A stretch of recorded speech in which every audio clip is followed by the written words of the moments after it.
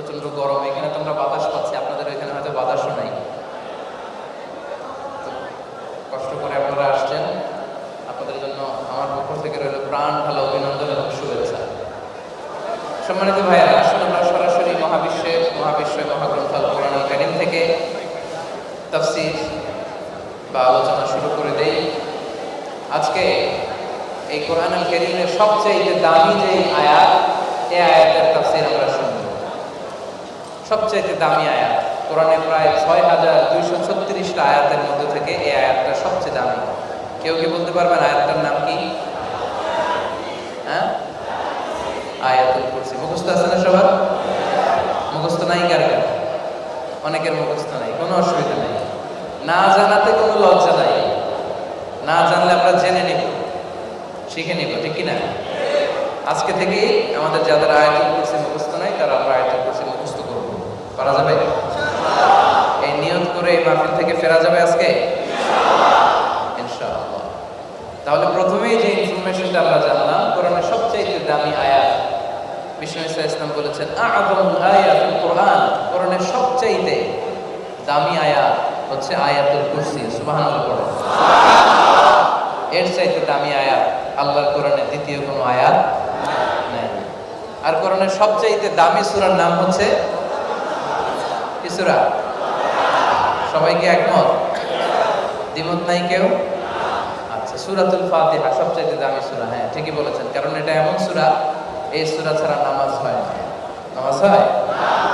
সূরা ফাতিহা ছাড়া যদি মসজিদ নেগারার ইমাম সাহেব এক রাকাত নামাজ পড়ায়, হবে এটা? কাবা ঘরের ইমাম যদি পড়ায়, হবে না। কারণ বিশ্বনবী সাল্লাল্লাহু আলাইহি ওয়াসাল্লাম বলেছেন লা সালাতা লিমান লাম ইয়াকরা বিফাতিহাতিল কিতাব। সূরা ফাতিহা ছাড়া যে ব্যক্তি সালাত অফার করে, সালাত পড়ে, তার সালাত আল্লাহর কাছে কবুল হয় না। তাহলে সূরার মধ্যে শ্রেষ্ঠ সূরা সূরাতুল ফাতিহা। মুখস্থ আছে না সবার? আর আয়াতের মধ্যে শ্রেষ্ঠ আয়াত সবাই বলবেন, আয়াতটার নাম কি? আয়াতুল কুরসি। এখন প্রশ্ন হচ্ছে, কোরআনে ৬,০০০-এরও বেশি, ৬,০০০-এর অধিক আয়াত থাকা সত্ত্বেও এই আয়াতের মর্যাদা এত বেশি কেন? প্রশ্ন আছে না নাই? এই আয়াতে এর মর্যাদা আল্লাহ তাআলার কাছে এত বেশি, এর কারণ হচ্ছে এই আয়াতের ভেতরে আল্লাহ তাআলা তার নিজের পরিচয় দিয়েছেন। পড়েন সুবহানাল্লাহ। আজকে আমরা দেখব, সবাইকে নিয়ে আমরা শুনবো ইনশাআল্লাহ, যে কি সুন্দরভাবে, কি চমৎকার করে আল্লাহ তাআলা নিজের পরিচয় এই আয়াতের মধ্যে দিয়েছেন। এবং কোরআনের কোন আয়াতে আল্লাহ তাআলা এত সুন্দর করে নিজের পরিচয় অন্য কোন আয়াতে আর দেন নাই, যতটা সুন্দরভাবে সুচারুরূপে আল্লাহ তাআলা এই আয়াতুল কুরসির ভেতরে দিয়েছেন। যেহেতু আল্লাহ তাআলার অ্যাট্রিবিউটস, গুণাবলী, ক্যারেক্টারিস্টিক্স, মাহাত্ম্য এই আয়াতের মধ্যে বর্ণিত হয়েছে, এজন্য এই আয়াতটিকে সর্বশ্রেষ্ঠ আয়াত হিসেবে ঘোষণা দিয়েছে কে? দুই নম্বর কারণ হচ্ছে এই আয়াতের ভিতরে তাওহীদের শিক্ষা দেওয়া হয়েছে। কিসের শিক্ষা? তাওহীদ, ওয়াননেস অফ গড। আমাদের স্রষ্টা কয়জন? নাকি দুইজন? নাকি তিনজন? একজন। খ্রিস্টানরা বলে তাদের রব নাকি তিনজন, আমরা বলি আমাদের রব একজন। কয়জন? কুল হুয়াল্লাহু আল্লাহুস লাম ইয়ালিদ ওয়া লাম ইয়াকুল লাহু কুফুওয়ান আহাদ। তিনি এক, তিনি একক, তিনি অদ্বিতীয়, তার কোনো শরীক নাই, তার সন্তান নাই, তার পিতা নাই, তার মতো মহাবিশ্বে দ্বিতীয় কেউ নাই। পড়েন সুবহানাল্লাহ। তাহলে আয়াতুল কুরসির এত বেশি মর্যাদার প্রথম কারণ হচ্ছে এর মধ্যে আল্লাহর পরিচয় পাওয়া যায়। দ্বিতীয় কারণ হচ্ছে এই আয়াতের ভিতরে তাওহীদের শিক্ষা আছে। তিন নম্বর কারণ হলো এই আয়াতের ভিতরে আল্লাহ তাআলা তার নিজের ৫টি আসমাউল্লাহিল হুসনা বর্ণনা করেছেন। আমরা জানি যে আল্লাহর ৯৯টা সুন্দর সুন্দর নাম আছে না নাই? এই ৯৯টা নামের মধ্যে থেকে ৫টি নাম এই আয়াতুল কুরসির মধ্যে আছে। এক হচ্ছে আল ইলাহ, আল্লাহর একটা নাম। আল্লাহর একটা নাম কি? ইলাহ। আল্লাহর আরেকটা নাম হচ্ছে আল হাইয়্যু, আরেকটা নাম হচ্ছে আল কাইয়্যুম, আরেকটা নাম হচ্ছে আল আলী, আরেকটা নাম হচ্ছে আল আযীম। এই ৫টা সিফাতি নাম, আল্লাহর গুণবাচক ৫টা সুন্দর সুন্দর নাম এই আয়াতের মধ্যে উল্লেখ করেছেন কে? আল্লাহ। এজন্য এই আয়াতটা আল্লাহর কাছে এত প্রিয়। এবং এই আয়াতের মধ্যে আল্লাহ তাআলা নিজের ক্ষমতার কথা বলেছেন, কুদরতের কথা বলেছেন। আয়াতুল কুরসি। কুরসি মানে কি? এই যে আমি যেটার মধ্যে বসে আছি, এটাকে কি বলে? কুরসি বা চেয়ার। চেয়ার মানে গদি। গদি নিয়ে ধাক্কাধাক্কি আসবে না। এই যে কিছুদিন আগে মালয়েশিয়া তো এখন গদি চেঞ্জ হয়ে গেছে, ঠিক কিনা? এই গদির সমস্যার সমাধান দিয়েছেন আল্লাহ তাআলা এই আয়াতে। এই জন্য এই আয়াতের নাম গদির আয়াত। কিসের আয়াত? বুঝতে পেরেছেন? চেয়ারের আয়াত। চেয়ারে বসার শখ মানুষের জন্ম হয়, ক্ষমতার চেয়ারে বসার শখ মানুষের আজীবন। সবাই চায় ক্ষমতার চেয়ারে বসতে, গদি দখল করতে চায়, নাকি গদি ছাড়তে চায়? গদি কি রাখতে চায় না ছাড়তে চায়? গদি রাখতে চায়, মানুষ গদিতে বসতে চায়। আল্লাহ এই গদির সমস্যার, গদি নিয়ে মারামারিকে থামিয়ে দিলেন আর বললেন, খবরদার, গদি আমার। গদি কার? আল্লাহর। ক্ষমতার মালিক কে? কুলিল্লাহুম্মা মালিকাল মুলকি তুতিল মুলকা মান তাশাউ ওয়া তানজিউল মুলকা মিম্মান তাশাউ। আল্লাহ বললেন, নবী আপনি বলে দেন, ও আল্লাহ আপনি ক্ষমতার মালিক, যাকে চান আপনি ক্ষমতা দেন, যাকে চান তার কাছ থেকে ক্ষমতা আপনি কেড়ে নেন, যাকে চান তাকে আপনি সম্মানের চেয়ারে বসিয়ে দেন, যাকে চান তাকে আপনি অপমান করে ফেলেন। ঠিক কিনা? তাহলে ক্ষমতার মালিক কে? আল্লাহ। ক্ষমতার মালিক হচ্ছে আল্লাহ, কিন্তু এই ক্ষমতার চেয়ার নিয়ে আমাদের মধ্যে টানাটানি আছে না নাই? আমরাও ক্ষমতার মালিক, তবে ক্ষণস্থায়ী ক্ষমতা। চিরস্থায়ী ক্ষমতার মালিক কে? আল্লাহ। আমরাও ক্ষমতার চেয়ারে বসি, আমরাও গদিতে বসি, কোন দেশে 5 বছরের জন্য, ঠিক কিনা? কোন দেশে 10 বছরের জন্য। তা আল্লাহ যে ক্ষমতার চেয়ারে বসছে, উনি বসছে কয় বছরের জন্য? বলেন, কয় বছরের জন্য? 5 বছর, 10 বছর, চিরকালের জন্য তিনি ক্ষমতার চেয়ারে বসা, ঠিক কিনা? এজন্য ক্ষমতা নিয়ে যে দ্বন্দ্ব, লড়াই, এই লড়াইকে আল্লাহ থামিয়ে দিলেন। থামিয়ে দিয়ে একটা আয়াত নাযিল করলেন, আয়াতটার নাম আয়াতুল কুরসি। ক্ষমতার আয়াত, চেয়ারের আয়াত, যেখানে আল্লাহ বলেছেন ক্ষমতার মালিক হচ্ছেন একমাত্র, শুধুমাত্র, কেবলমাত্র একজন। আওয়াজ করে বলতে হবে, তিনি কে? তিনি ক্ষমতার মালিক। আমাদের ক্ষমতা সাময়িক ক্ষমতা। আবার দেখবেন আমাদের ক্ষমতায় যেতে হলে জোট করা লাগে। কি করা লাগে? আমাদের দেশে জোটের রাজনীতি আছে না নেই? তাই না? রাজনীতির প্রসঙ্গকারী মানুষ বোঝে ভালো, কারণ আমাদের দেশের লোক রাজনীতি খুব পছন্দ করে। সবাই রাজনীতি, সবাই রাজনৈতিক বিশ্লেষণ, ঠিক কিনা? তা আমরা ক্ষমতায় গেলে জোট করে ক্ষমতায় যেতে হয়, কোয়ালিশন করে যেতে হয়, ভোটে যেতে হয়, ঠিক কিনা? আল্লাহ তো ভোটে ক্ষমতায় আসছে, তাই না? ভোট ছাড়া আসছে? আল্লাহ কি জোট করে আসছে? কারোর সাথে কোয়ালিশন করে আসছে? তিনি চিরকালের জন্য ক্ষমতার চেয়ারে বসা। কেউ কখনো এই ক্ষমতার চেয়ার কেড়ে নিতে পারবে না। আওয়াজ করে বলেন, ঠিক কিনা?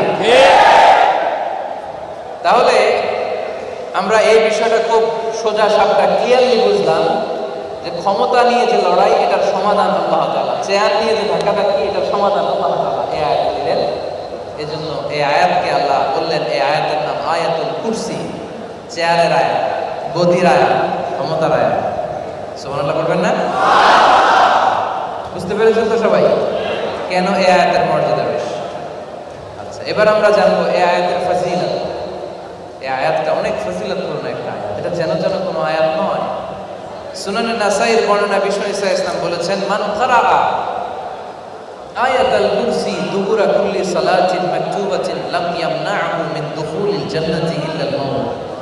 যে ব্যক্তি প্রত্যেক ফরজ নামাজের পরে একবার করে আয়াতুল কুরসি পড়বে, ওই ব্যক্তির জান্নাতে ঢোকার ক্ষেত্রে আর কোনো বাধা নাই,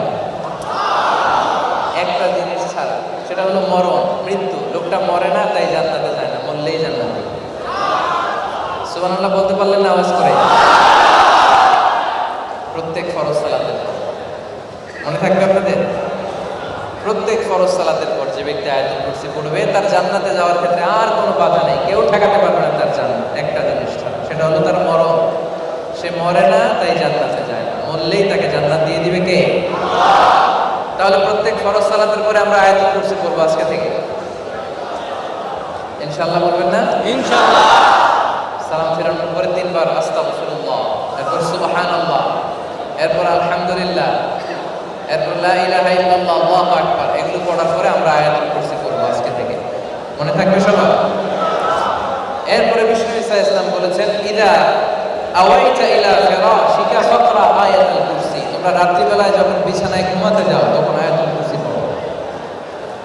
রাতের বেলা যখন বিছানায় ঘুমাতে যাবেন আয়াতুল কুরসি পড়বেন। সকাল পর্যন্ত শয়তানের ক্ষতি থেকে আপনাকে হেফাজত করবে কে?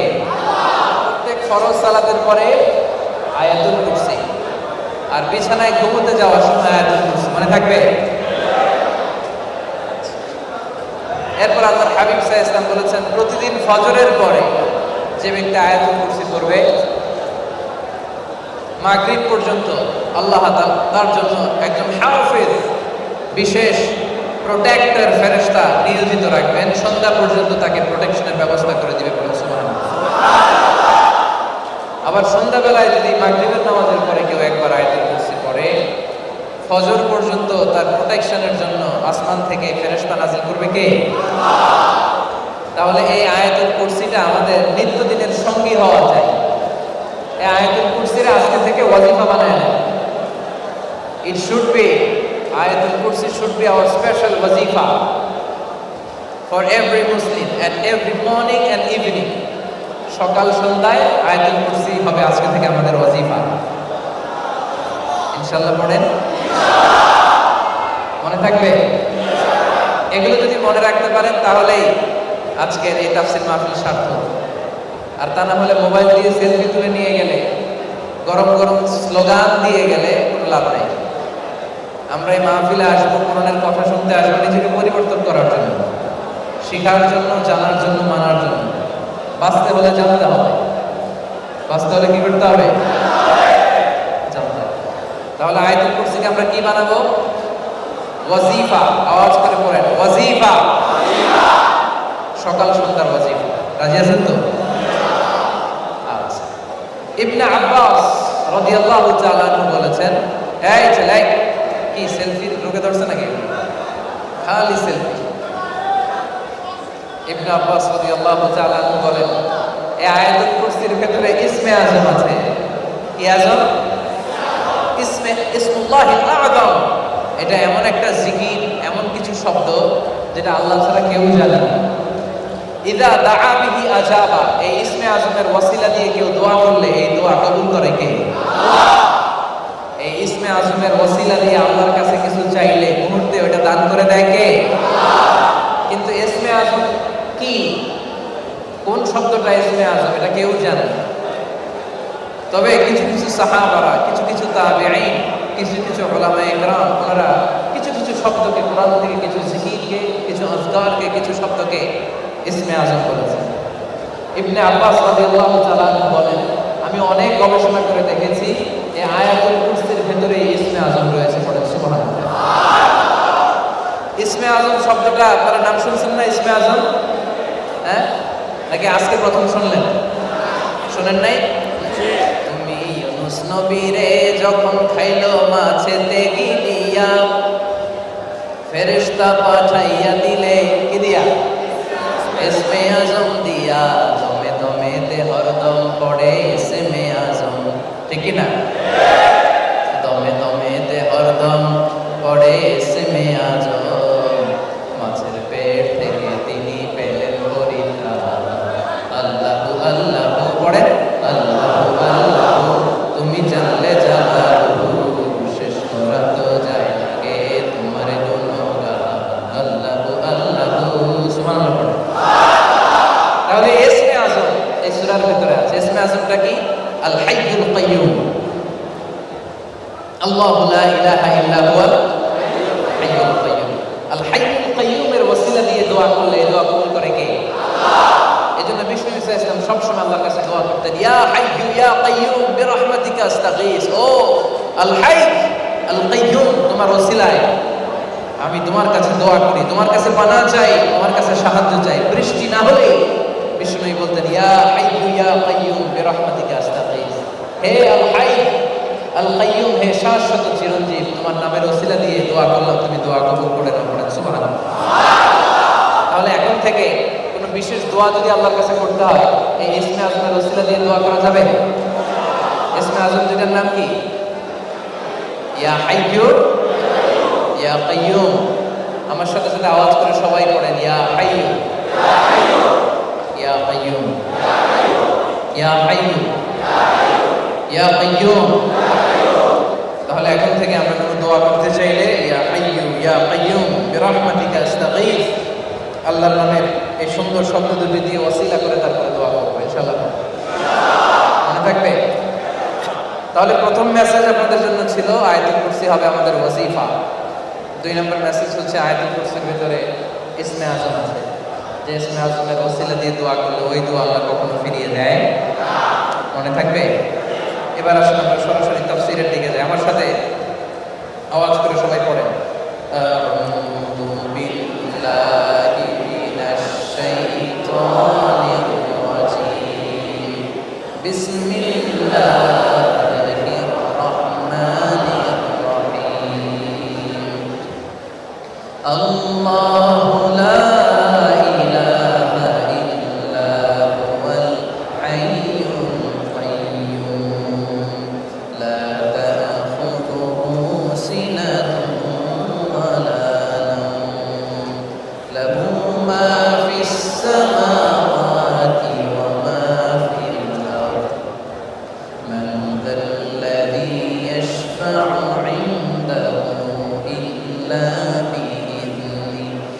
يعلم ما بين أيديهم وما خلفهم ولا يحيطون بشيء من علمه إلا بما شاء وسع كرسيه السماوات والأرض ولا يئوده حفظهما وهو العلي العظيم. পড়েন আল্লাহু আকবার।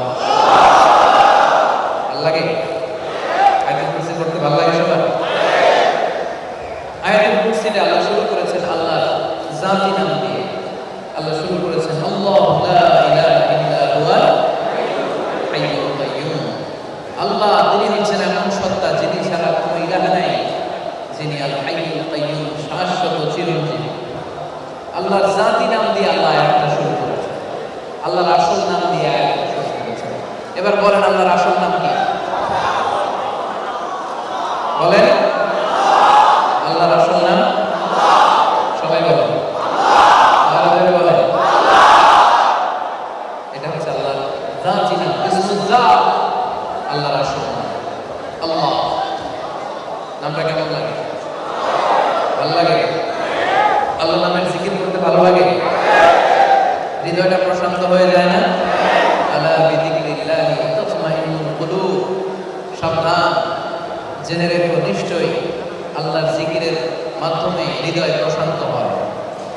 আল্লাহর জিকিরের মাধ্যমে হৃদয়টাকে প্রশান্ত করে দেয় কে? হৃদয়ের গভীর থেকে দরদ ভরা কণ্ঠে আল্লাহর ডাকেন, বলেন ইয়া আল্লাহ। আবারও পড়েন ইয়া আল্লাহ, আবারও পড়েন ইয়া আল্লাহ। এটা আল্লাহর আসল নাম, এটা আল্লাহর জাতি নাম। এই জাতি নাম দিয়ে আল্লাহ তাআলা আয়াতুল কুরসি শুরু করেছেন। এবার বলেন আল্লাহর জাতি নামটা রেখেছে কে? আমার নাম রাখছে কে?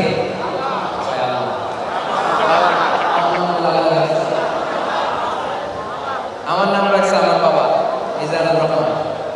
ডক্টর ফয়জুল ভাইয়ের নাম রাখছে কে? না না, একসাথে মেজ ভাইয়ের নাম রাখছে কে? আপনার আব্বা। মশাল ভাইয়ের নাম রাখছে কে? আপনার আব্বা।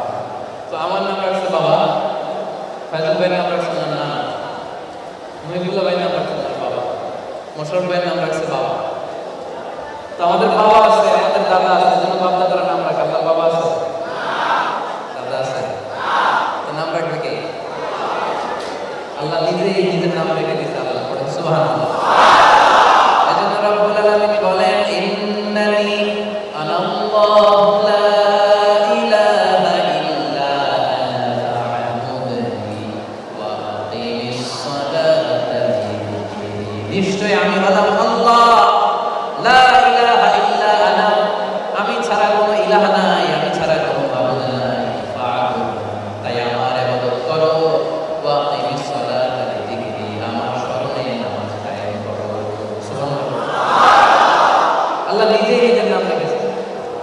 যেহেতু লাম ইয়ালিদ ওয়া লাম ইউলাদ, ওনার পিতাও নাই, ওনার সন্তান নাই, ওনার দাদা নাই, ওনার বাবা নাই, ওনার নানা নাই, এজন্য ওনার নাম উনি নিজে রেখেছেন। কি রেখেছেন? মধুমাখা নাম, জাদুময় একটা নাম।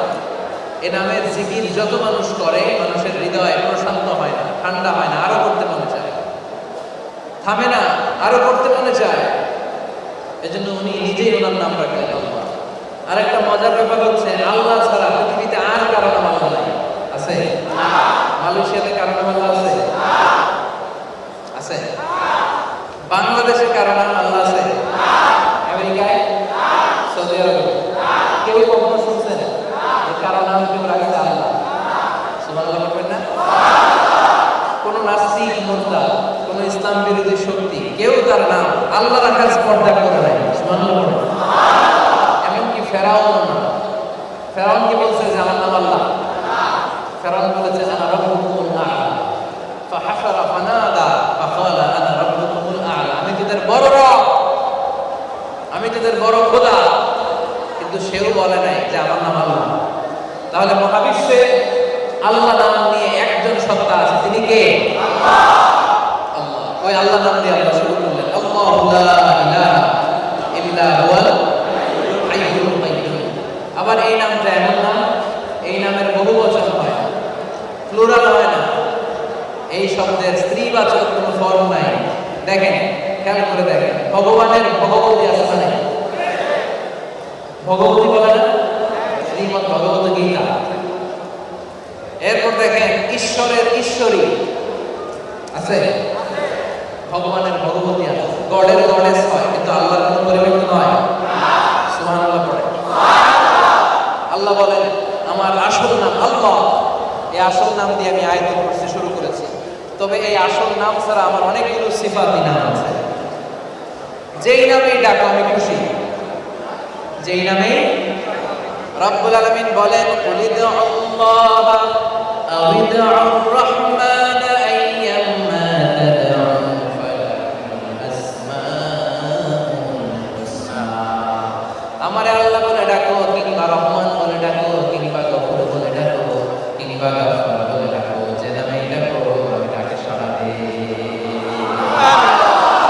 যে নামেই ডাকো।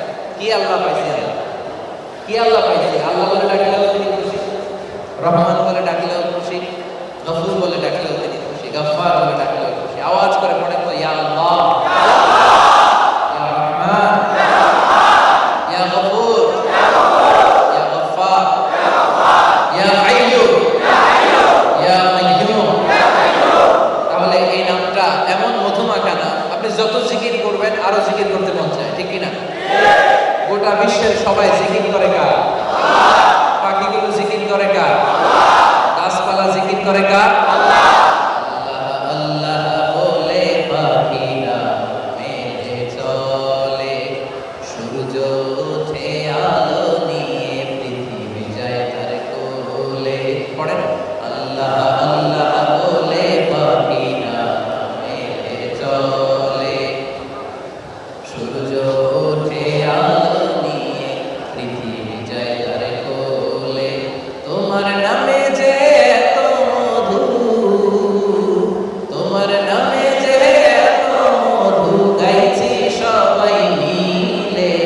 আল্লাহ আল্লাহ বলে পাখি নামে চলে, সূর্য ওঠে আলো নিয়ে, পৃথিবী যায় তার কোলে। তোমার নামে যে এত মধু, গাইছি সবাই মিলে। আল্লাহ পড়ে আল্লাহ আল্লাহ বলে পাখি নামে চলে। তোমার নামে যে এত মধু, এত মধুমাখা নাম, এত জাদুমাখা নাম, এত প্রিয় নাম। আর দ্বিতীয়টা আমাদের কাছে আছে? আমাদের কাছে সবচেয়ে প্রিয় নাম একটা, এটা কি? এই আল্লাহ শব্দ দিয়ে আয়াতুল কুরসি শুরু করলেন কে? এজন্য আল্লাহ বলেন আল্লাহু লা ইলাহা ইল্লা হুয়াল হাইয়ুল কাইয়্যুম লা তা'খুযুহু সিনাতুন ওয়া লা নাওম। আল্লাহু লা ইলাহা ইল্লা হুয়াল হাইয়ুল কাইয়্যুম। আল্লাহ হচ্ছেন এমন সত্তা, লা ইলাহা ইল্লা হু, তিনি ছাড়া কোনো ইলাহ নাই। আল্লাহ আল্লাহ ছাড়া কোনো ইলাহ আছে? এই ইলাহ শব্দটা আল্লাহর একটা সিফাতি নাম, এটা আল্লাহর একটা নাম। ইলাহ কার নাম? আল্লাহ। আওয়াজ করে সবাই পড়েন তো, আল ইলাহ। আরো জোরে বলেন, আল ইলাহ। আল্লাহ শব্দটা আসছে মূলত আল ইলাহ থেকে। আল ইলাহের সাথে আলিফ লাম লাগালে হয় আল ইলাহ। এই ইলাহ থেকে আসছে আল্লাহ। এই গোটা বিশ্বের যত নবী রাসূল এসেছে, যত জাতি গোষ্ঠী পৃথিবীতে এসেছে, সবাই আল্লাহকে এই নামে ডেকেছে। কেউ ডেকেছে আল্লাহ, কেউ ডেকেছে আল ইলাহ। ইহুদিরা আল্লাহকে ডাকে এলহ বলে, এলহ। ওরা কি বলে? এলহ। বাইবেলের যে হিব্রু স্ক্রিপচার আছে, মানে ইহুদিদের যে কিতাব, আমাদের কিতাবের নাম হচ্ছে কোরআন। আর ইহুদিদের বাইবেলের যে হিব্রু স্ক্রিপচার, ওখানে আল্লাহকে তারা ডেকেছে এলহ, এলহ। কি বলে? এলহ আর আল্লাহ একই। ওরা বলে এলহ, আমরা কি বলি? একটু খেয়াল করে দেখেন, এলহ আর আল্লাহ মিল আছে না নাই? গোটা বিশ্বের সবার আরাধ্য নাম একটাই, সেটা হচ্ছে আল্লাহ। সেটা কি? আল্লাহ লা ইলাহা ইল্লাল্লাহ। যিনি এমন আল্লাহ যিনি ছাড়া কোনো ইলাহ নাই, যিনি ছাড়া কোনো মাবুদ নাই, যিনি ছাড়া ইবাদতের উপযুক্ত, জিকির করার উপযুক্ত পৃথিবীতে দ্বিতীয় কোনো সত্তা নেই। ঠিক কি না? এই পৃথিবীতে যত নবীরা এসেছে, সব নবীদের দাওয়াতের কেন্দ্রীয় কথা ছিল এইটাই, যে লা ইলাহা ইল্লাল্লাহ, আল্লাহু লা ইলাহা ইল্লাহু। আল্লাহ ছাড়া কোনো ইলাহ নেই। এই দুনিয়ার বুকে যত নবী আল্লাহ পাঠিয়েছেন, যত রাসূল আল্লাহ পাঠিয়েছেন, সবার দাওয়াতি কালিমা ছিল একটা, ইয়া কওমি আ'বুদুল্লাহ মা লাকুম মিন ইলাহিন গায়রুহু আফালা তাত্তাকুন। সব নবীরা এসে বলেছে, ও আমার কওমের লোকেরা, মা লাকুম মিন ইলাহিন গায়রুহু, আল্লাহ ছাড়া কোনো ইলাহ নাই। ইবাদত করতে হলে ইবাদত হবে একজনের, তিনি কে? এটা বলে তাওহীদ, একত্ববাদ। একত্ববাদ, আমরা একজনের ইবাদত করি। কয়জনের? আচ্ছা বলেন তো, আমাদের ইলাহ বা রব একজন না হয়ে যদি বেশি হইতো, সুবিধা হইতো না অসুবিধা? কথা বলেন। আমাদের হিন্দু ভাইদের নাকি অনেক দেবতা, জানেন? কত দেবতা? মোট কত? 33 কোটি। হ্যাঁ, হিন্দুদের কত দেবতা সব মিলে? 33 কোটি দেবতা। তার মানে আমাদের অনেক হিন্দু ভাইরা আছে, তাদের প্রত্যেক দেবতার নামই জানা সম্ভব? কথা বলেন। আর কয়জনের খুশি করবে এরা? আমাদের রব যদি 10 জন হইতো, আমাদের 10 জনের খুশি করা হয়, 10 জনের মন জুগিয়ে চলা লাগতো। আমাদের রব কয়জন? এটা সহজ হয়েছে না? কথা বলেন। তাহলে একজন রব পেয়ে আমরা খুশি না বেজা? আমরা কিন্তু এই খুশি হওয়ার ঘোষণা দেই, আমরা অর্থ জানি। প্রত্যেক সালাতের পরে আমরা কিন্তু বলি, রাদিতু বিল্লাহি রব্বা, আল্লাহ তোমার রব হিসেবে আমরা পেয়ে খুশি। আমাদের রব কে? আরো জোরে বলে, একজন। আমরা অনেক লাকি প্রিয় ভাইয়া যে আমাদের রব একজন, একজনের মন যোগায় আমাদের চলতে হয়। এই জন্য আয়াতুল কুরসিতে আল্লাহ সে কথাই বললেন, লা ইলাহা ইল্লাল্লাহ, তিনি ছাড়া কোনো ইলাহ নাই, তিনি ছাড়া ইবাদতের কোনো মালিক নাই, তিনি একজন। তিনি কে? এই লা ইলাহা ইল্লাহু, এই লা ইলাহা ইল্লাল্লাহ পৃথিবীর সবচাইতে দামি বাক্য, সবচাইতে দামি কালেমা। এটা বিপ্লবী কালেমা, এটা দিয়ে গোটা বিশ্বকে চেঞ্জ করে দেয়া হয়। লা ইলাহা, এজন্য আল্লাহ হাবিব সাল্লাল্লাহু আলাইহি ওয়াসাল্লাম বলেছেন, গোটা বিশ্বকে যদি এক পাল্লায় রাখা হয় আর লা ইলাহা ইল্লাল্লাহকে যদি আরেক পাল্লায় রাখা হয়, ওজন দিলে মুহূর্তের মধ্যে লা ইলাহা ইল্লাল্লাহর পাল্লা ভারী হয়ে যায়। আবার মুসা আলাইহিস সালাম আল্লাহরে বললেন, আল্লাহ আল্লিমনি কালিমাতান লা ইয়াযকুরু বিহা আহাদুন ফিল আরদ। ও আল্লাহ, এমন একটা জিকির, এমন একটা কালিমা আপনি আমাদের শিক্ষা দেন, সেই কালিমাটাই দুনিয়ার কেউ জানে না। ওই কালিমাটা দিয়ে আমি মন ভরে, প্রাণ ভরে আমি জিকির করব, প্রাণ ভরে। মুসা আলাইহিস সালাম বললেন, আল্লাহ, এমন একটা জিকির, এমন একটা কালিমা আপনি আমাদের শিক্ষা দেন, যে কালিমাটা দিয়ে আমি আপনারা ডাকবো। পৃথিবীর কেউ এই জিকির জানবে শুধু আমি, আর জানবেন আপনি। আপনারা শুনতেছেন? মনোযোগ আছে? তাকবীর পড়েন তো, লিল্লাহি তাকবীর। সবাই বলেন, সবাই লিল্লাহি তাকবীর। আল্লাহ, এমন একটা জিকির আমাদের শিখান, এই জিকিরটা শুধু আমি করবো, আমি ছাড়া কেউ জানবে না, জানবেন আপনি আর আমি। আল্লাহ বললেন মুসা তুমি পড়ো লা ইলাহা ইল্লাল্লাহ। মুসা আলাইহিস সালাম বললেন আল্লাহ এই কেমন কথা, আমি তো বলেছি এমন বিশেষ একটা জিকির শিক্ষা দেন যেটা শুধু আমি পড়বো আর আপনি জানবেন, আর কেউ জানবে না, এর চেয়ে দামি কোনো জিকির আর হবে না। আল্লাহ বললেন মুসা এর চেয়ে দামি জিকির আমার কাছে নাই। লা ইলাহা ইল্লাল্লাহ, লা ইলাহা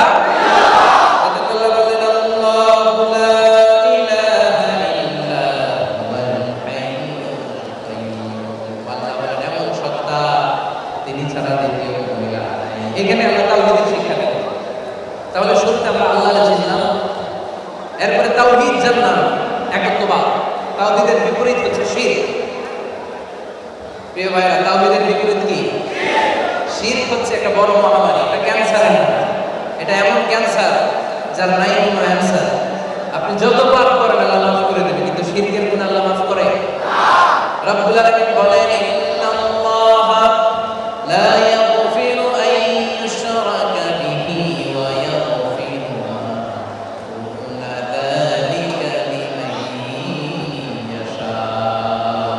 নিশ্চয় আল্লাহ তাআলা সব ধরনের গুনাহ ক্ষমা করে দেন, সব ধরনের পাপকে মার্জনা করে দেন, শুধুমাত্র শিরকের গুনাহ ছাড়া। কোন গুনাহ ছাড়া? তাহলে আমরা শিরকের ধারে কাছেও যাব, যাবে? শিরকে আমরা না বলে দিলাম, না, ইংরেজিতে নো। শিরকে আমরা কি বলবো? সবাই বলছেন? আওয়াজ করে বলতে হবে। আজকের এই প্রোগ্রাম থেকে শিরকে আমরা কি জানাই দিলাম? শিরক করব না। আল্লাহ সব মাফ করে, শিরক মাফ করে। হাদিসে কুদসিতে এসেছে, আল্লাহ বলেন ইয়া ইবনা আদম লাউ আতাইতানি ইয়াওমাল আরদি বিতুরাবিল আরদি খাতায়া, হে বনি আদম, কিয়ামতের ময়দানে পুরো জমিন পরিমাণ, পুরো পাহাড় পরিমাণ গুনাহর বোঝা নিয়ে যদি তুমি আমি আল্লাহর দরবারে হাজির হয়ে যাও, আর এই গুনাহর মধ্যে যদি শিরকের গুনাহ না থাকে, তাহলে আমি আল্লাহ পাহাড় পরিমাণ ক্ষমা নিয়ে তোমার কাছে হাজির হয়ে যাব।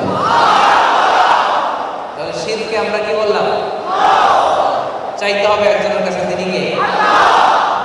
পাসপোর্টে ভিসা নাই, কার কাছে চাইবেন? সেজদা দেবে একজনকে, তিনি কে? অসুস্থ আছে, সুস্থ করবে কে? নাকি বাবার কাছে চাইবেন? কোন বাবার কাছে চান না আপনারা?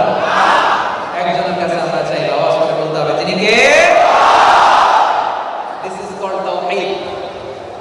এই আয়াতের কুরসি শুরুতে আল্লাহ তাওহীদের শিক্ষা দিলেন। আল্লাহু লা ইলাহা ইল্লাল্লাহ। বুঝতে পারছেন আপনারা? এরপর আমরা বললাম আল্লাহ তুমি কেমন, আল্লাহ স্পষ্ট করে বলো।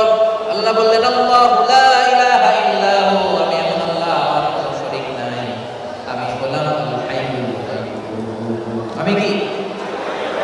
আমি কি? আল হাইয়ুল কাইয়্যুম, শাশ্বত চিরঞ্জীব। আল হাই মানে দাইমুল বাকা, যে আজীবন বেঁচে থাকবে। আল হাই শব্দের অর্থ চিরঞ্জীব, যে আজীবন বেঁচে থাকবে। আপনারা আজীবন বেঁচে থাকবেন কে কে? হাত তুলেন তো একটু। একজনও নাই? হ্যাঁ, আমি ভাবছি যে মনে পাওয়া যাবে। আজীবন বেঁচে থাকতে মনে চায়? কুল্লু নাফসি, পড়েন, কুল্লু নাফসি যায়িকাতুল মাউত, প্রতিটি আত্মা মৃত্যুর স্বাদ গ্রহণ করতে হয়, জন্মিলে মরিতে হবে। পরেও ভাই দোষ কারো নাই, ঠিক কি না? কিন্তু আল্লাহ, তিনি তো গোটা বিশ্বের রব, তিনি সার্বভৌম ক্ষমতার মালিক। উনি তো মরে গেলে চলবে না, উনি মরে গেলে গোটা বিশ্ব দেখবে কে? এর জন্য উনি হচ্ছেন আল হাই, চিরঞ্জীব, যিনি আজীবন বেঁচে থাকবেন, যার কোনো লয় নাই, যার কোনো ক্ষয় নাই, যিনি অক্ষয়, যিনি অক্ষয়, যিনি শাশ্বত, যিনি চিরঞ্জীব। আওয়াজ করে বলতে হবে, তিনি কে?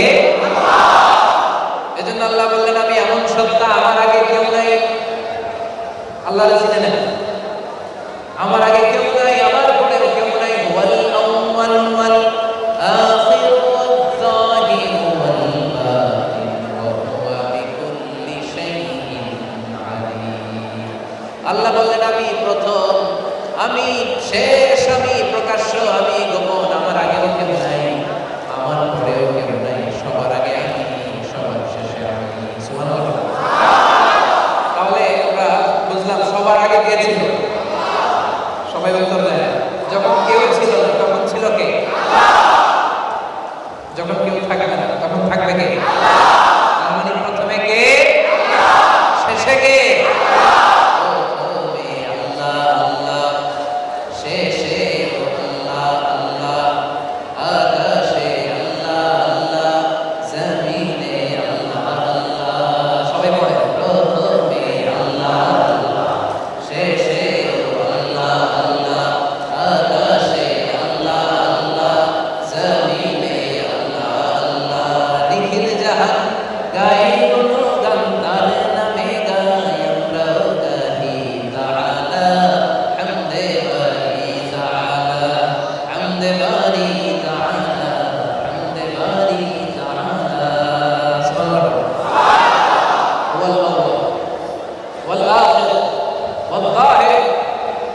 বাতিন, তিনি প্রথম, তিনি শেষ। অনেকে বলে হুজুর যখন কিছু আছে তখন কে আছে?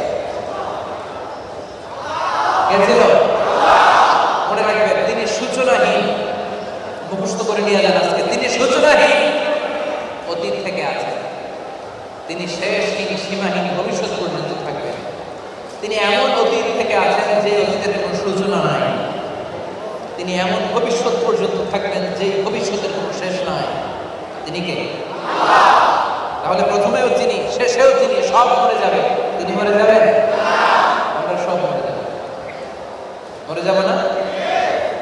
সব শেষ হবে। এই পৃথিবীতে যত গাছপালা আছে শেষ, প্রাণী শেষ, জিন জাতিরা শেষ হয়ে যাবে।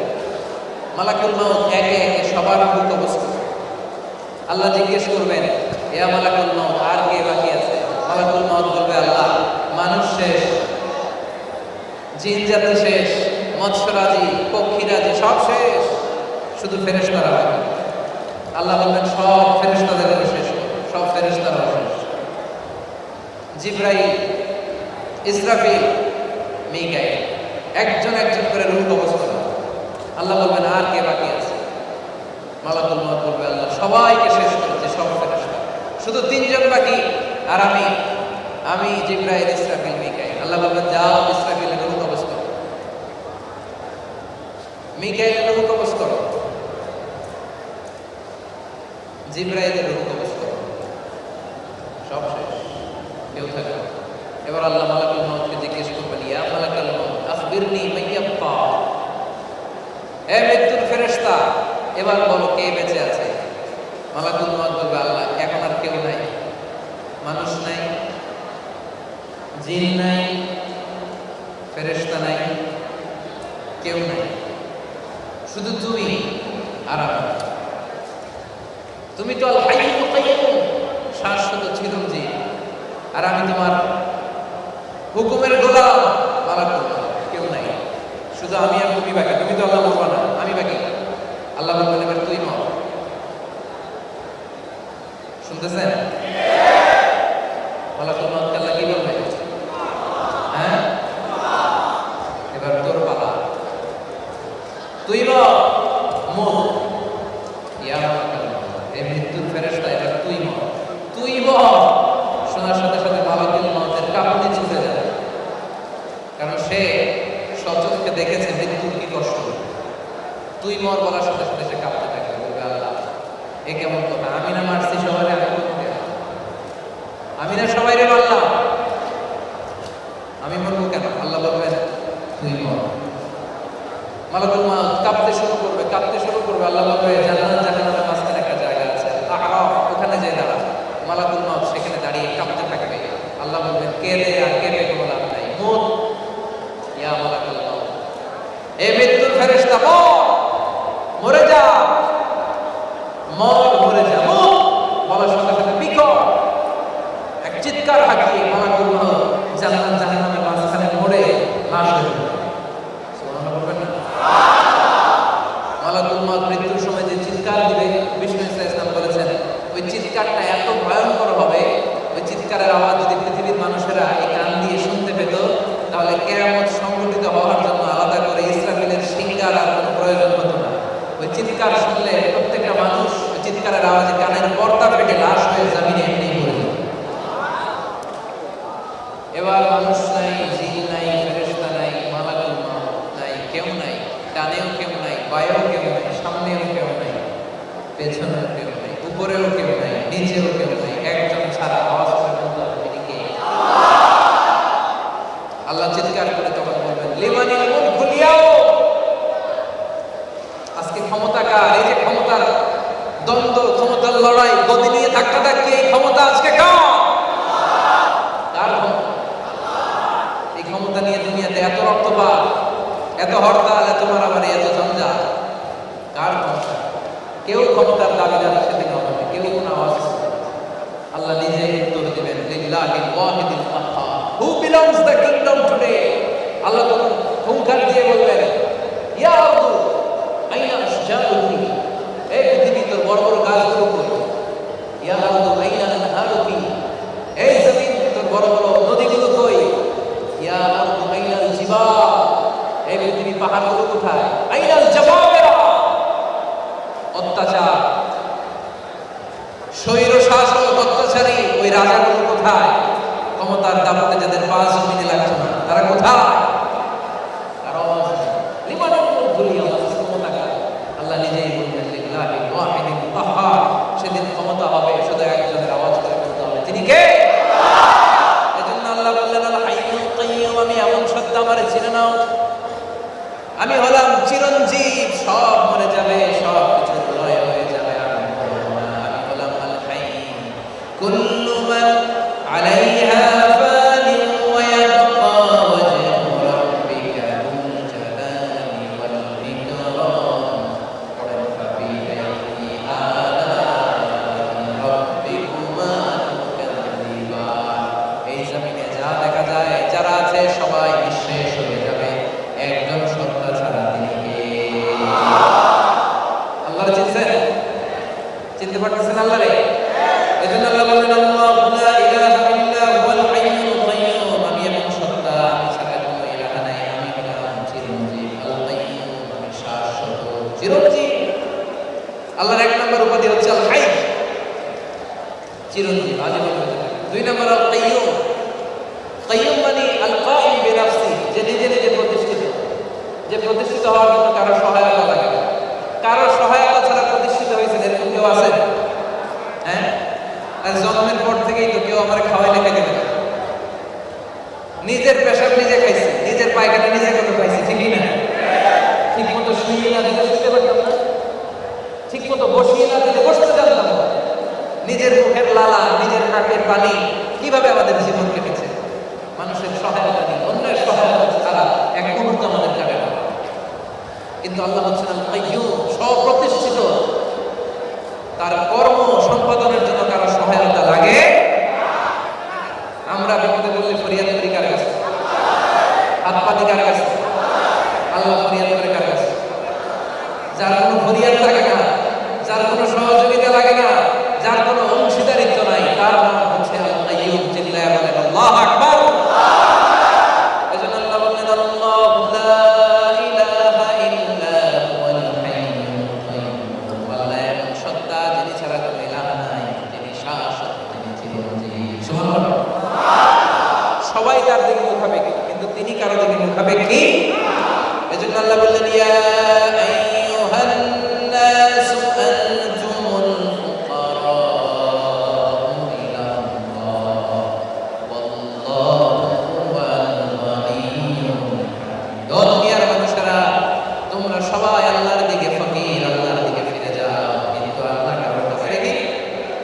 ওই যে ঘুম লাগে, ঘুম লাগে না? ঘুম নাই, তন্দ্রা নাই, এরকম কে আছে দেখি? ঘুম হচ্ছে দুর্বলতার প্রতীক। যারা দুর্বল তাদের ঘুম লাগে। আল্লাহ কি দুর্বল?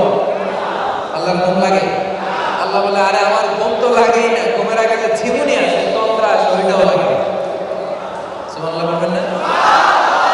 মুসা আলাইহিস সালাম আল্লাহকে প্রশ্ন করলেন, ইয়া রাব আয়াগলিবুকা নাওম, আল্লাহ আপনাকে ঘুম ধরে?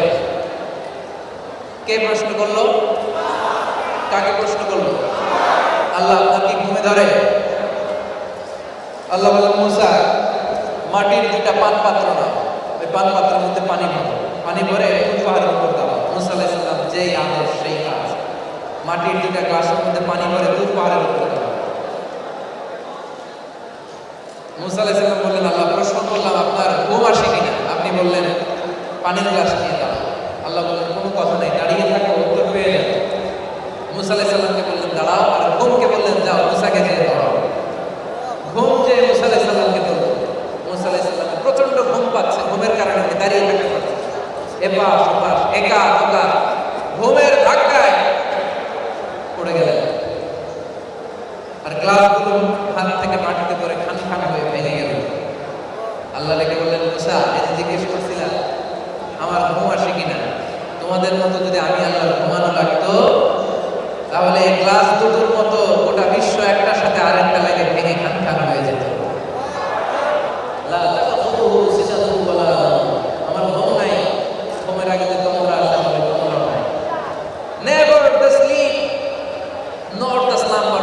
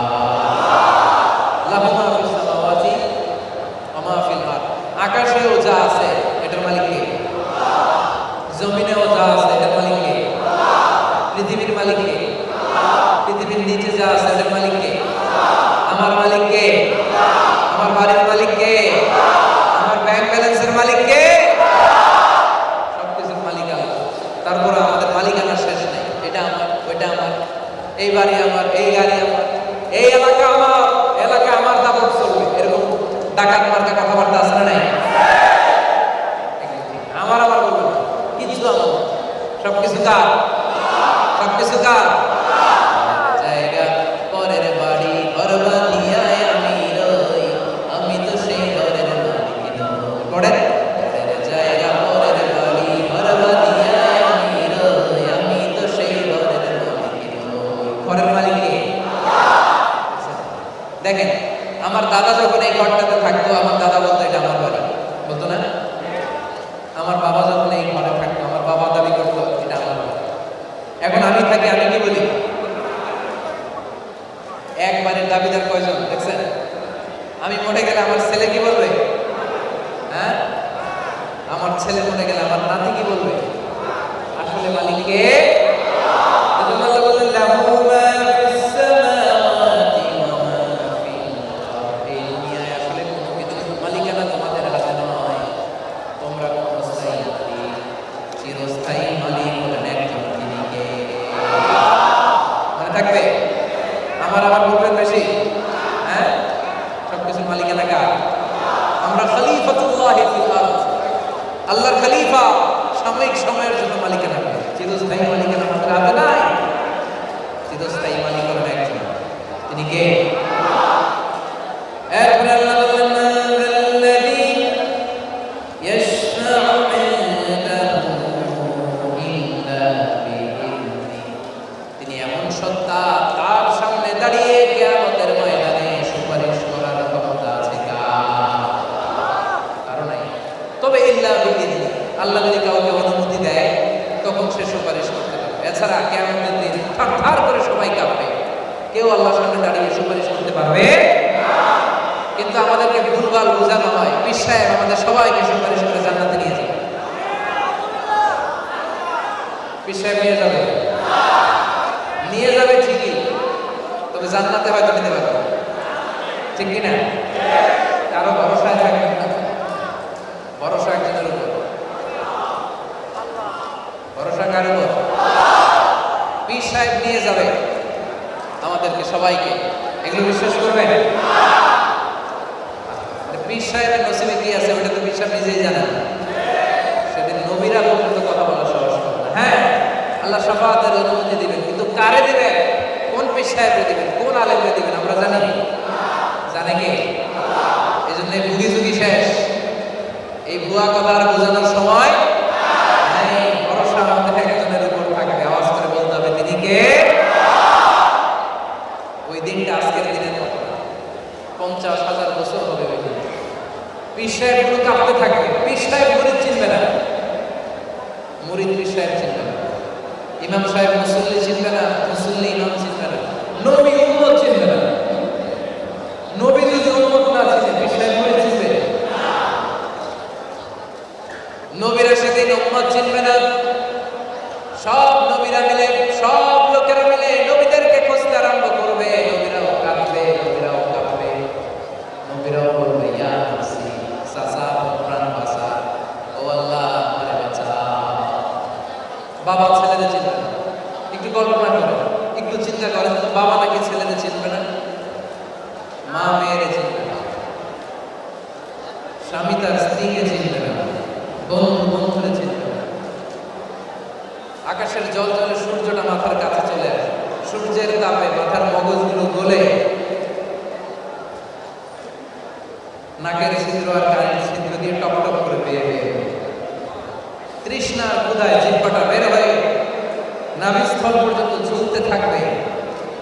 সবার মুখে একটা আওয়াজ, ইয়া নাফসি, ইয়া নাফসি, আল্লাহ তুমি আমারে বাঁচাও। বিষ্ণু বললেন ইয়াহশারুন নাস ইয়াউমাল কিয়ামাতি হুফাতান উরাতান মুশাতান গুরলা। সেদিন মানুষগুলো সব ল্যাংটা ল্যাংটা, নাকে কোনো জামা নাই, নগ্ন পদ, পায়ে জুতা নাই, পেটে খাবার নাই, দৌড়াবে সবাই, শুধু দৌড়াবে। সবাই মিলে সাইয়েদনা আদম আলাইহিস সালামের কাছে লম্বা হাদিস, ইয়া আবুল বাশার, সুপারিশ করে, বলে আমি পারবো না। মান যাল্লাযী ইয়াশফা'ু ইনদাহু ইল্লা বিইذনিহি। আর তসবর না, সেদিন আল্লাহর সামনে দাঁড়িয়ে সুপারিশ করবে।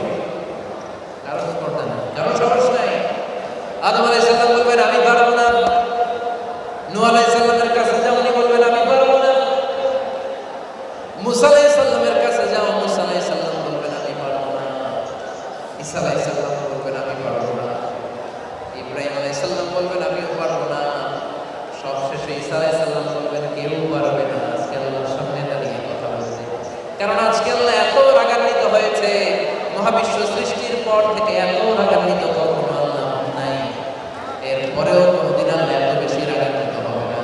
আজকের এই কিয়ামতের কঠিন ময়দানে আল্লাহর সামনে দাঁড়িয়ে কথা বলার মতো স্পর্ধা কারণ নাই, একজন ছাড়া, ওনার নাম হলো মুহাম্মাদুর রাসূলুল্লাহ সাল্লাল্লাহু আলাইহি ওয়াসাল্লাম। বিশ্বনবী ছাড়া, আখিরি জামানার পয়গম্বর ছাড়া আজকে আল্লাহর সামনে দাঁড়িয়ে কথা বলার স্পর্ধা কারণ নাই। কিয়ামতের ময়দানের মানুষগুলো পঙ্গপালের মতো ছুটতে শুরু করবে, বিশ্বনবীরে খুঁজতে আরম্ভ করবে। খুঁজতে খুঁজতে সবাই মাকামে মাহমুদে বিশ্বনবীরে পেয়ে যাবে, যেখানে সব ওলিদের জিকির, পীর সাহেবদের জিকির, নবীদের জিকির ছিল ইয়া নাফসি ইয়া নাফসি, আল্লাহ তুমি আমারে বাঁচাও। সবাই যে দেখবে মাকামে মাহমুদে বিশ্বনবী সিজদায় পড়ে কাছে, রাব্বি হাবলি উম্মতি, রাব্বি হাবলি উম্মতি, আল্লাহ তুমি আমার উম্মতকে বাঁচাও, রাব্বি হাবলি উম্মতি, আল্লাহ তুমি আমার উম্মতকে বাঁচাও, আল্লাহ তুমি আমার উম্মতকে ক্ষমা করো। বিশ্বনবীর কান্না দেখে রব্বুল আলামিন সহ্য করতে পারবে না, সবাই বিশ্বনবীর চারদিক থেকে ঘিরে দাঁড়াবে, গোল হয়ে দাঁড়াবে, যে বলবে ও নবী, শুনেছি আপনি ছাড়া নাকি কেউ আল্লাহর সামনে কথা বলতে পারবে না, আপনি আমাদের জন্য সুপারিশ করেন। আল্লাহ বলবেন নবী আর আপনি কাঁদবেন না, আপনার কান্না আমার সহ্য হয় না, আপনি মাথা তোলেন, ইরফা রাসাক, নবী আপনি মাথা তোলেন, সাল তুতা, আজকে আপনি যা চাইবেন তাই দিয়ে দেব, ওয়াশফাতু শাফা, যার জন্য সুপারিশ করবেন তার জন্য সুপারিশ আজকে আমি কবুল করে নেব। আল্লাহুম্মা রসুলনা শাফাআতা নবিয়িনা মুহাম্মদ সাল্লাল্লাহু আলাইহি ওয়াসাল্লাম, আওয়াজ করে পড়েন আমিন।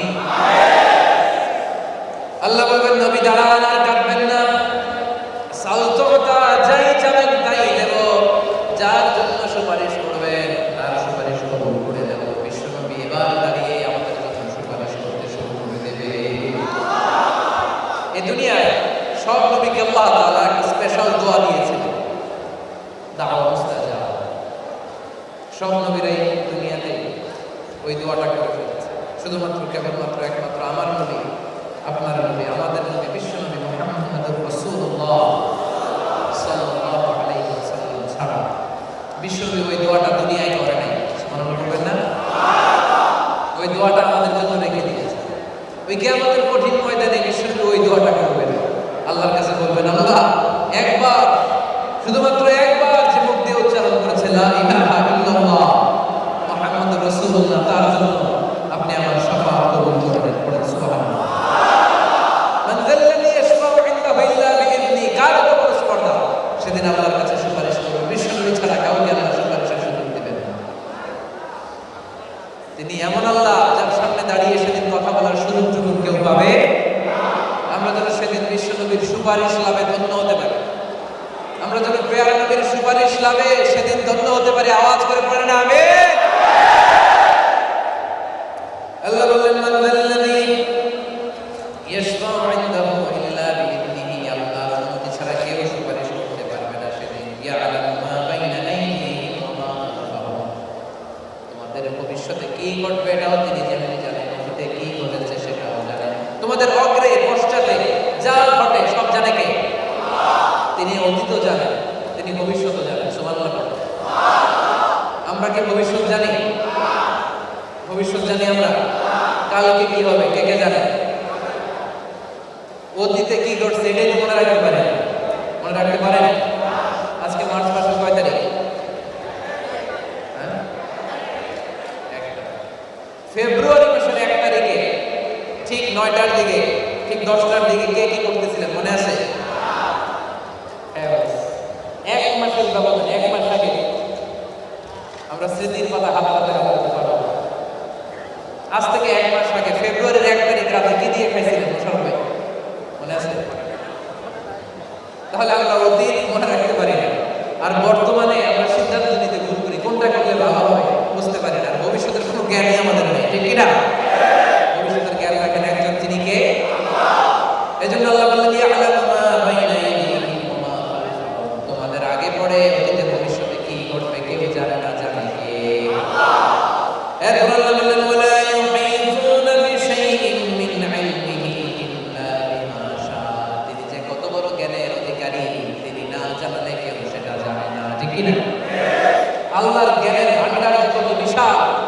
এটাকে ক্যাপচার করার মতো ক্ষমতা পৃথিবীর কারো, অদৃশ্যের কোনো জ্ঞান পৃথিবীর কোনো মানুষকে আল্লাহ দেয়। হ্যাঁ, নবীদেরকে আল্লাহ গায়েবের কিছু জ্ঞান দয়া পরবশে মাঝে মাঝে জানেন, কিন্তু যতটুকু দেন ততটুকু জানে, বাকিটা জানে। এজন্য আল্লাহর জ্ঞানের সাথে কারো জ্ঞানের কোনো তুলনা হতে পারে। আমাদের কোনো জ্ঞান নাই। সুবহানাকা লা ইলমা লানা ইল্লা মা আল্লামতানা ইন্নাকা আনতাল আলিমুল হাকিম। আল্লাহ, আমাদের কোনো জ্ঞান নাই, সব জ্ঞান কার? এজন্য যে নিজেকে সবচেয়ে বড় জ্ঞানী বলে দাবি করে ও বড় মূর্খ। যে নিজেকে জ্ঞানী বলবে ও কি? وقل لمن يدعي في العلم فلسفة حبست شيئا وغابت عنك أشياء। আবু নওয়াজ বলেছেন, যে বলে আমি সব জানি, তুমি দুই আঙ্গুল তুলে বলে তুমি কিচ্ছু জানো না, ঠিক কি না? ফাওকা কুল্লি যি ইলমিন আলিম, সব জ্ঞানের চাইতে বড় জ্ঞানী কে? মনে রাখবেন, জাননেওয়ালার উপরে জাননেওয়ালা আছে, সবচেয়ে বড় জাননেওয়ালা কে? আল্লাহ। তিনি সব জানেন, তিনি সব দেখেন। আওয়াজ করে বললেও তিনি শুনেন, মনে মনে বললেও। মহাকাশের উপর থেকে মহাবিশ্বের যত গভীরে যা সব দেখে কে? জানে কে? আল্লাহ বলেন, আমি থাকি সাত আসমানের একেবারে উপরে, সাত জমিনের নিচে কোন অন্ধকার জায়গায় যদি কোনো পিঁপড়া হেঁটে বেড়ায়, আল্লাহ বলে সাত আসমানের উপর থেকে আমি পিঁপড়া হেঁটে চলার পায়ের আওয়াজটাও শুনতে পাই। এজন্য তার জ্ঞানের মাত্রা যে কত বিশাল, এটা কেউ আন্দাজে করতে পারে না। ওয়াসিআ কুরসিয়ুহুস সামাওয়াতি ওয়াল আরদ ওয়া লা ইয়াউদুহু হিফযুহুমা ওয়া হুয়াল আলিয়্যুল আযীম। ওয়াসিআ কুরসিয়ুহুস সামাওয়াতি ওয়াল আরদ, তার কুরসিটা, তার ক্ষমতার চেয়ারটা আকাশ জমিন যত বড় তার চাইতেও বড়। আল্লাহর ক্ষমতার চেয়ার তো এরকম চেয়ার, তাই না? কত বড়? হ্যাঁ, ওয়াসিআ কুরসিয়ুহুস সামাওয়াতি ওয়াল আরদ, আকাশ জমিন যত বড় তার চাইতেও বড়। দ্বিতীয় আকাশের তুলনায় প্রথম আকাশটা একেবারে ছোট। প্রিয় ভাইরা, আমরা খালি চোখে কিন্তু আকাশ দেখি না, এটা মহাশূন্য। এটা কি? আকাশ অনেক উপরে। আমরা কোনোদিন দেখবো এই প্রথম আকাশের চাইতে দ্বিতীয় আকাশ আরো অনেক বড়। বিষ্ণু ইসলাম বলেন, আপনার হাতের আংটি যদি মরুভূমিতে ফেলে দেন, পুরো মরুভূমির তুলনায় আংটি যত ছোট, আল্লাহ দ্বিতীয় আসমানের তুলনায় আল্লাহ প্রথম আসমানটা ঠিক তত ছোট। তেমনি তৃতীয় আসমানের তুলনায় দ্বিতীয় আসমানটা ছোট্ট আংটি মতো, চতুর্থ আসমানের তুলনায় দ্বিতীয় আসমান আংটির মতো। এইভাবে সাত আসমান আল্লাহর কুরসির সামনে মরুভূমিতে রেখে দেয় একটা আংটির সমান। চিল্লায় বলেন আল্লাহু আকবার। এজন্য আল্লাহ বলেন, ওয়াসিআ কুরসিয়ুহুস সামাওয়াতি ওয়াল আরদ ওয়া লা ইয়াউদুহু হিফযুহুমা ওয়া হুয়াল আলিয়্যুল আযীম। আকাশ জমিনের সব কার্যাবলী সম্পাদন করতে যে আল্লাহ ক্লান্ত হয়ে যায় না। ক্লান্ত হয় নাকি? আল্লাহ ক্লান্ত হয়? আমরা 8 ঘন্টা ডিউটি করার পরে ক্লান্ত হই না? কথা বলেন, আল্লাহ ক্লান্ত হয়? আল্লাহ বলেন, আমার ক্ষমতার মাত্রা এত বিশাল, এই মহাবিশ্ব পরিচালনা করতে যে আমি আল্লাহ বিন্দু মাত্র ক্লান্ত হই। কারণ আমি হচ্ছি ওহুল আলিয়্যুল আযীম। আল আলী মানে হচ্ছে সুউচ্চ, আল আযীম মানে হচ্ছে সুমহান, সবচাইতে বড়। আল্লাহু আকবার। আল্লাহু আকবার মানে আল্লাহ সবচাইতে বড়। আল্লাহু আকবার মানে কি? আল্লাহ আল্লাহর মতো বড়। আল্লাহ যেমনি বড় তেমনি তিনি সবচাইতে বড়। আল্লাহর চাইতে বড় কেউ হতে পারে না। বিশ্বে আমাদের যার জন্য চাহিদা সব যদি তিনি পূরণ করে দেয়, তার ধনভাণ্ডারের 1 ইঞ্চি কমবে? আল্লাহ বলে, তোমরা সবাই যার জন্য ডিমান্ড আর চাহিদা যদি আমার কাছে বলতে থাকো, আমি আল্লাহর সব ডিমান্ড আর চাহিদা যদি পূরণ করে দেই, আমি আল্লাহর ধনভাণ্ডারের 1 ইঞ্চিও কমবে না। আওয়াজ করে বলতে হবে, তিনি কে?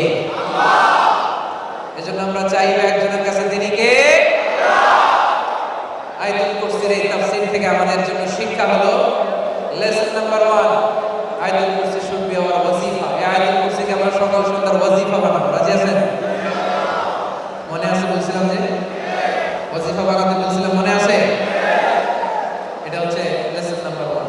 ফরজ সালাতের পরে পড়ব, সকাল সন্ধ্যা পড়ব। সকাল সন্ধ্যা আয়াতুল কুরসি পড়ে 3 কুল পড়ে, সূরাতুল ইখলাস, সূরাতুল ফালাক, সূরাতুন নাস পড়ে হাতের মাথায় ফু দিবেন। ফু দিয়ে সারা শরীরে মাসাই করবে। শয়তান, জিন, ভূত, জাদু টোনা, বানমারা, ব্ল্যাক ম্যাজিক, এগুলো থেকে আপনার হেফাজত করবে কে? আয়াতুল কুরসির 2 নম্বর শিক্ষা হচ্ছে তাওহীদের শিক্ষা। আমরা ইবাদত করব একজনের, সেজদা দিব একজন, চাইবো একজনের কাছে, তিনি কে? আয়াতুল কুরসির 3 নাম্বার তথা সর্বশেষ শিক্ষা হচ্ছে ক্ষমতার মালিক আমরা নই, সকল ক্ষমতার মালিক জনগণ নয়, সকল ক্ষমতার মালিক কে? মনে থাকবে? এজন্য আমরা যেন বেশি বেশি আল্লাহমুখী হতে পারি, আল্লাহর কাছে চাইতে পারি। অসুস্থ অবস্থায় যেন আল্লাহর কাছে চাই, বিপদে পড়লে যেন আমরা আল্লাহর কাছে চাই, আমরা যেন তাওহীদে বিশ্বাসী মুসলমান হতে পারি। আল্লাহ আমাদের সবাইকে কথাগুলো বুঝে আমল করার তৌফিক দান করুন। আয়াতুল কুরসির তাফসীরে যা বললাম, যা শুদ্ধ বলেছি তা আল্লাহর পক্ষ থেকে, আর যা ভুল বলেছি সেটা আমার পক্ষ থেকে, শয়তানের পক্ষ থেকে। কোরআন সুন্নাহর আলোকে যা